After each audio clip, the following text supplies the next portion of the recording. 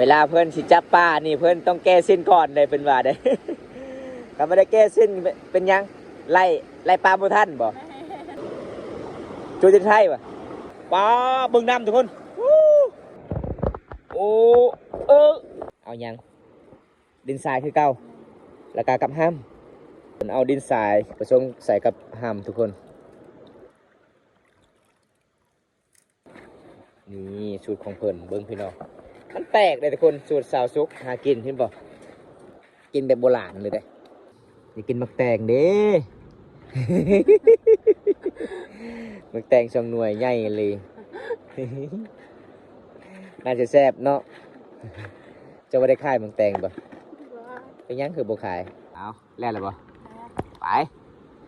เบิ่งน้องออยปลาก่อนทุกคนไปทำกันพี่น้องคือสูตรของเพิ่นใส่เหยื่อโอ้บ่ให้ปลาออกเท่านั้นเนาะ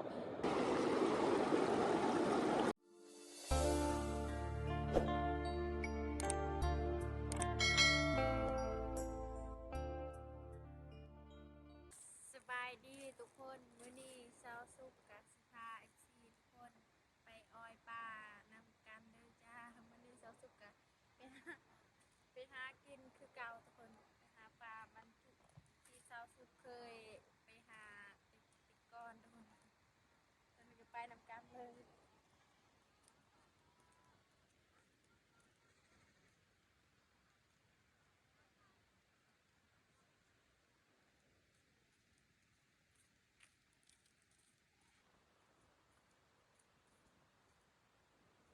ตอนนี้เช้าสุกกับฮอตเซแล้วน้องเลยทุกคนนี่เซแล้วน้องนี่แหละเช้าสุกกับสิไปหาปลาทุกคนไปเอาปลาหากินหาอยู่เลยทุกคนวิธีสาวลาวบ้านเรามีแต่แบบนี้แหละสาวสุกก็เคยหากินอยู่แบบนี้แหละ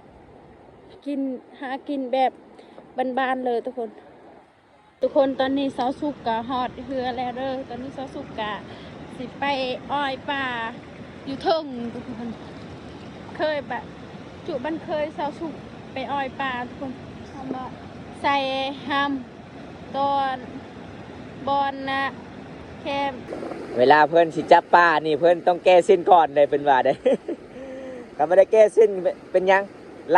ล่ปลาโบท่านบ่โอ้อันนี้คือนักล่า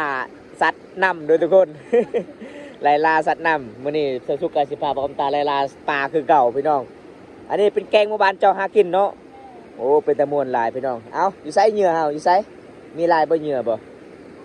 นี่เบิ่งทุกคนอันนี้เป็นเหยื่อของสาวสุกเด้หามเด็ดๆพี่น้องเหยื่อเด็ดๆถ้าบ่ได้อยากหากินกับสาวสุกมาได้เด้อทุกคนอันนี้น้องๆเพิ่นกะพาบอมตาหากินเบิ่งพี่น้องเฮาก็สิอ้อยปลาจุดนี้เด้เห็นบ่สาวบ้านหากะมาหากินคือเก่าเห็นบ่พี่น้องโอ้สาวบ้านก็หากินคือกันนะทุกคนเห็นบ่หากินแบบคือสาวสุกล่ะพี่น้องวันนี้เฮาก็สิไปพุ่นละสิลงเหนือก่อนทุกคนหลังจากนั้นเฮาก็สิขึ้นไตเอาเรือตัวได้ไปน้องอ๋อเอาเรือใหญ่เนาะอ๋อยังว่าท่าเรือใหญ่ก่อนนี่สบานมากเลยทุกคนมาน้ำมันไหลแห้งเลยพี่น้องเลยเขาเจ้าฝ่ายกับบ่มีใบฝ่ายเลยเห็นบ่เคสชนบทนี่แบบนี้เลยพี่น้องเลยหาอยู่หากินหมู่บ้านนี่อยู่กับตามแคมเซละนองก็เลยเขาเจ้าก็หาอยู่หากินตามป่าตามดงตามห้วยตามห้องพี่น้องปลาไปบ่ได้เลยเนาะลุย มันจะเป็นแก่งพายยากอะไรเลยทุกคนเลยนี่เห็นบอกกลับไปกลับมากลับไปกลับมาเอาก็จะเอาเรือข้าเจ้าก่อนสิเอาไปมื้อนี้ทุกคน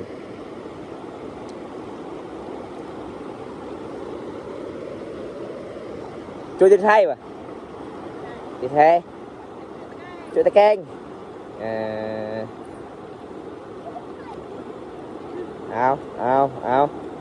บริษัทนำก่อนบริษัทสุกเอาขุสะก่อนเด้อนำลายบ่ได้เด้คักเนาะไม่เท่าไม่ฝ่ายเจ้าเนาะงามลายไม่ฝ่ายเจ้านี่เก่งจะพายเรือ อันนี้ก็เจ้ามาโอ้แม่นเอาเพิ่นว่าหากะมาแต่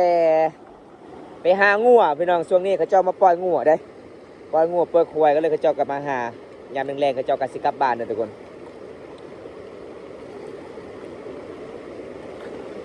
สูตรโซซุกหาป่าโอ้ยสีมานหรือบ่วันนี้เด้อพี่น้อง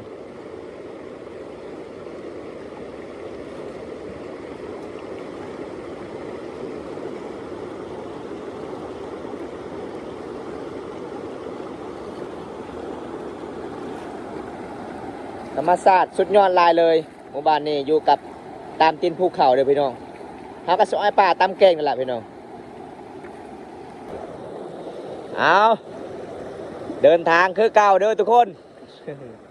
วันนี้สีมานหรือบ่ชาวซุกนี่พายเรือเก่งเลยสุดยอดลายเลยเพิ่นพายเรือเวลาเพิ่นเอาป้านี่เพิ่นต้องแก้สิ้นพี่น้อง นุ่งทรงอย่างเดียวได้เพิ่นว่าป้าเบิ่งน้ำทุกคนสุดยอดเลยน้ำมันลายแห้งพี่น้องเพราะว่ามันเป็นแกงนี่ทุกคนนี่ละพี่น้องวิถีชีวิตเคชนบทชาวลาวเพราะว่าปั๊มตากะเห็นชาวซุกหากินตอนนั้นกับครั้งแรกๆมื่อนี้กะพาน้องไปหากินน้องช่วยปั๊มตาหากินครั้งที่2นะทุกคนอันนี้มื่อนี้อากาศหนาวกะสิมานหรือบ่คันอากาศร้อนหรือว่าแดดออกนี่น่าจะมีปลาล่าได้ออกเลยทุกคนเห็นบ่ธรรมศาสตร์สุดยอดลายเลย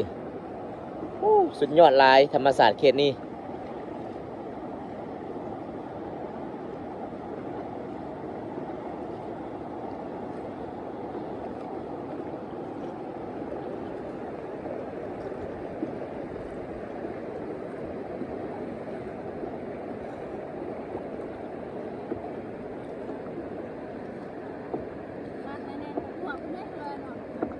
ไม่ได้ฮัลโหลจริง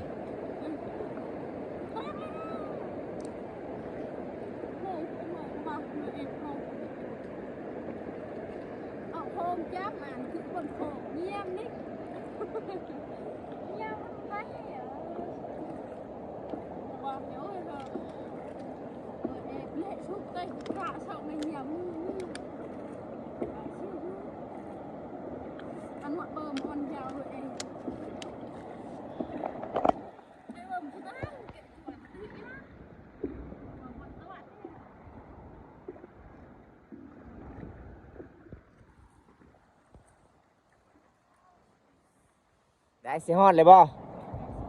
ไก่สิฮอดเลยเนาะสุดยอดเลยทุกคนเอากระสิไปจอดทางบุญเลยพี่น้องยังมาฮอดจุดหมายอยู่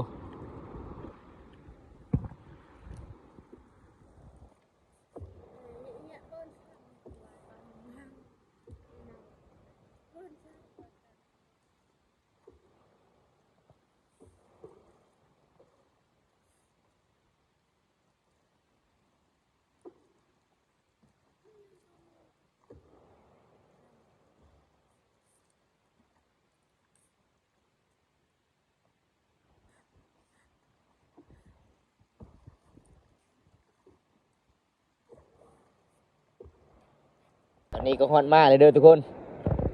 โอ้อู้เอาฮอดมากแล้วพี่น้องฮอดมากแต่ที่เฮาหามื้อนี้ทุกคนกับสาวสุกเด้เฮามาพุ่น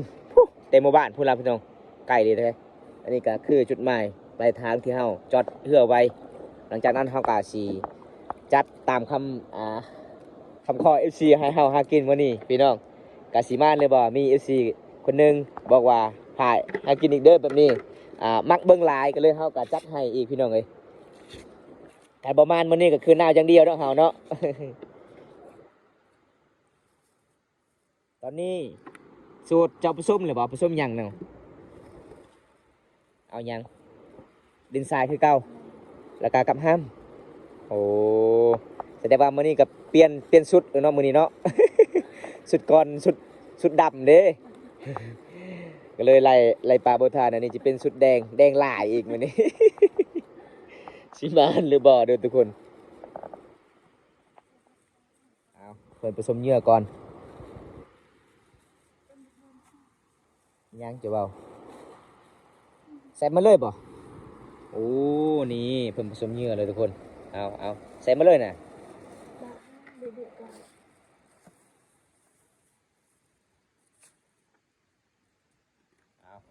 สูตรของสาวสุกเด้อนี่เพิ่นเอาดินทรายผสมใส่กับห้ำทุกคนแบบนี้เลยบ่โอ้เอ้าปลาเขากินได้ดินทรายฮะมาให้เหยื่อไปบ่มาให้เหยื่อไล่ตามน้ำเนาะโอ้นี่สูตรของเพิ่นเบิ่งพี่น้องมันแปลกเลยทุกคนสูตรสาวสุกหากินเห็นบ่กินแบบโบราณเลยเด้อยากกินมักแตงเด้ มักแตงสองหน่วยใหญ่เลย น่าจะแซ่บเนาะจะว่าได้ขายมักแตงบ่เป็นหยังคือบ่ขายมักแตงช่วงนี้ใกล้สิฮอดหน้าหนาวเนี่ยเขาเจะปลูกหลายได้ กำลังแซ่บกินเอาแล้วล่ะบ่ไปเบิ่งน้องออยปลาก่อนทุกคนไปทำกันพี่น้องสูตรสาวลาวหากินแบบโบราณหากินแบบเดิมเลยอันนี้ก็คือเป็นครั้งที่2นะเขามาเด้อทุกคน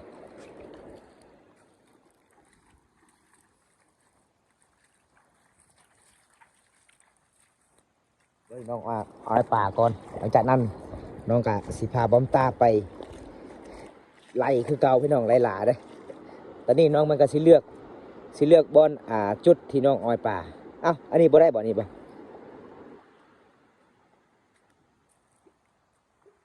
แปลกเลยทุกคนเลยเห็นน้องหาอยู่หากินแบบนี้มันแปลกหลายเลย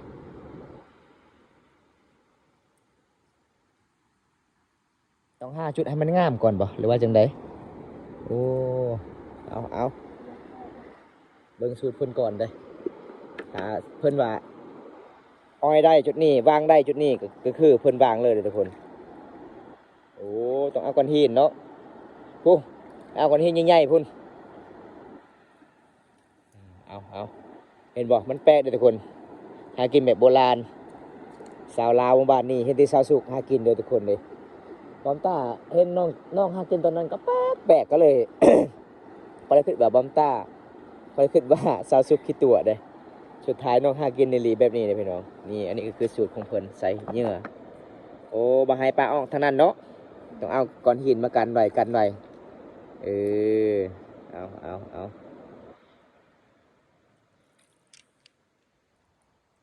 แต่บ่แม่นธรรมดาเด้สูตรของเพิ่นสุดยอดเลยทุกคน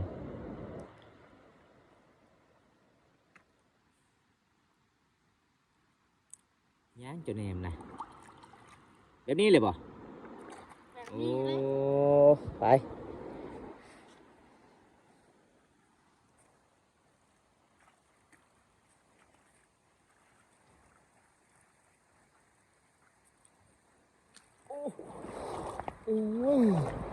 เย็นหลายเลยทุกคนเย็นแห้งเลย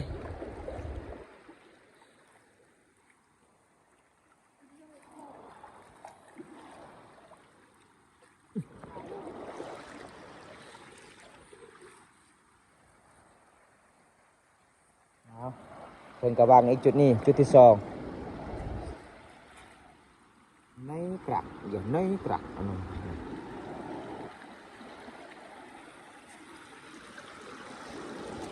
จุดที่2เลยเด้อพี่น้องแปลกหลายเลยได้เห็นน้องสุกหากินแบบนี้นะพี่น้องวันนี้ก็ครั้งที่2ไปหากินกับน้องเอ้ยไหนสุก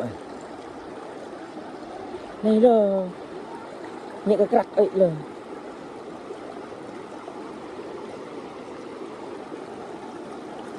เบื้องธาตุในอันทนุง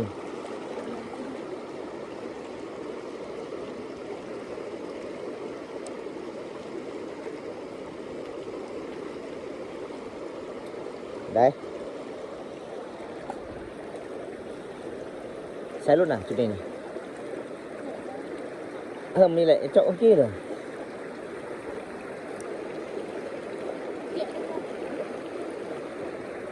này tăng cá bên đụt trù này cá mộtเลยnày cái này có bạt cho tí lưới cái bạt cái này